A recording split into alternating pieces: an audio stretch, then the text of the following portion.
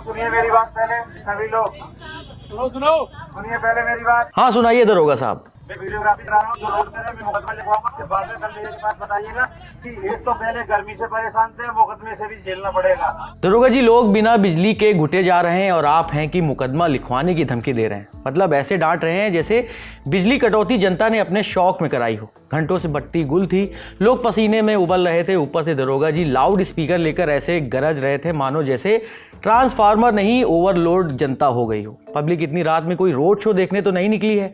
ये वही त्रस्त जनता है जिसने दिन भर रोजी रोटी के लिए पसीना बहाया होगा। यही जब रात को आराम करने बैठे होंगे तो बिजली चली गई। इनके घरों से बाहर इकट्ठा होने की वजह बिजली व्यवस्था की लापरवाही है, जिसने आम आदमी को सड़क पर लाकर खड़ा कर दिया। एक तो उत्तर भारत में सिर्फ गर्मी ही नहीं पड़ रही, ऐसा लग रहा है जैसे तंदूर मोड ऑन कर दिया हो। कूलर इस्तीफा दे चुके हैं और एसी भी लगभग फेल होने की कगार पर है। पंखे तो कब का मैदान छोड़ चुके हैं। लेकिन असली दिक्कत ये नहीं है, समस्या है बत्ती गुल।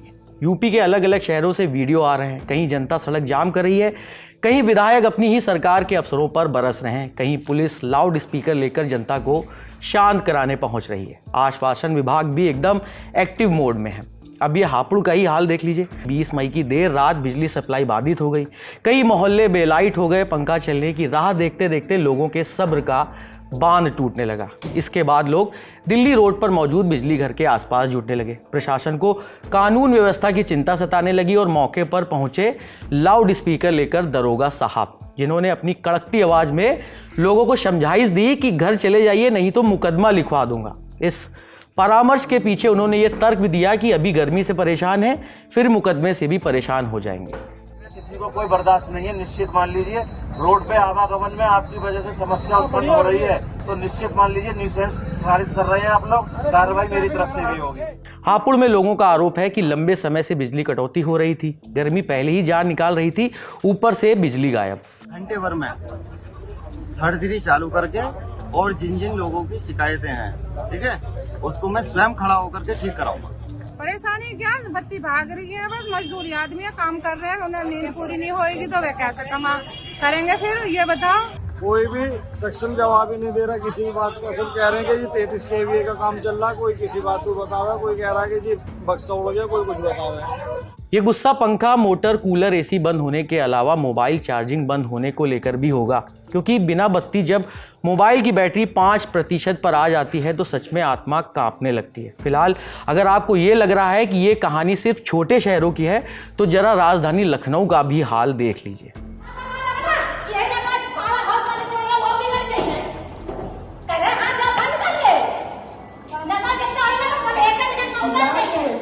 ये लखनऊ है, यहाँ से पूरे राज्य की व्यवस्था चलती है, लेकिन फिल वक्त यहाँ की बिजली व्यवस्था सरकार के मतलब भगवान के भरोसे चलती दिखाई दे रही है। आज तक से जुड़े अंकित मिश्रा के मुताबिक इस गर्मी में बिजली संकट गहराता जा रहा है। दुबग्गा पारा इलाके के लोग आरोप लगा रहे हैं कि पिछले कई दिनों से लगातार बिजली सप्लाई बाधित हो रही थी।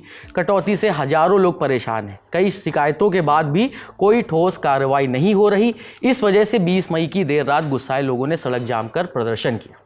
बिजली संकट को लेकर यूपी में अनोखी राजनीतिक घटनाएं भी घट रही हैं। यूपी की सरोजनी नगर सीट से विधायक राजेश्वर सिंह ने ऊर्जा मंत्री ए के शर्मा को पत्र लिखा है और कहा है कि बिजली व्यवस्था सुधारने के लिए सिंगापुर और जापान जैसे मॉडल अपनाने चाहिए। अब जनता भी सोच रही होगी कि नेताजी पहले बिजली चोरी का कटिया मॉडल बंद करा दीजिए, फिर जापान सिंगापुर को फॉलो कर लीजिएगा।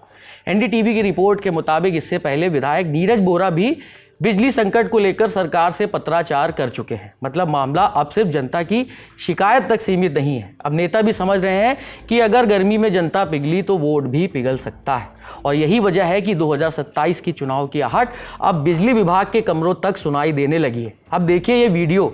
इसमें रायबरेली की सलवन सीट से बीजेपी विधायक अशोक कुमार कोरी इलाके में बिजली कटौती को लेकर अधिकारियों को हड़का रहे हैं। कम से कम पिछले 2 घंटों में कम से कम 25-30 लोगों का फोन आ चुका है, और सबसे ज्यादा डी बिजली घर की जो है, क्या आप लोग जानबूझकर ऐसा करते हैं क्या? 8-8 घंटे 4-4 6-6 घंटे लोगों को बिजली नहीं दे पा रहे हैं। इतना कटौती तो नहीं प्रदेश सरकार ने बोला हुआ है कहीं करने के लिए।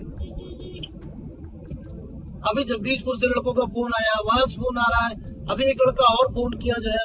लगातार इतना कैसे कटौती हो रही, हमको इतना तो नहीं समझ में आ रहा है कि इतना प्रदेश सरकार ने कहीं कमी कर रखी है। वैसे इसमें कुछ नया नहीं है। गर्मियों में बिजली संकट की हर साल पुनरावृत्ति होती है। अब सवाल यह है कि आखिर यूपी में इतना बिजली संकट हो क्यों रहा है। बिजली की मांग रिकॉर्ड स्तर पर पहुंच गई है। पुराने ट्रांसफार्मर ओवरलोड हो रहे हैं, कई जगह लाइनें जर्जर है, लोकल फॉल्ट तक बढ़ गए हैं। कई इलाकों में लोड मैनेजमेंट के नाम पर कटौती की जा रही है, यानी सिस्टम उतना ही पुराना है लेकिन बिजली की खपत नई वाली हो गई है। इस खबर में फिलहाल इतना ही। लाइटें जा रही हैं, लगातार अपडेट आ रहे हैं। जो भी अपडेट बड़े आएंगे हम आप तक यूं ही पहुंचाते रहेंगे। शुक्रिया।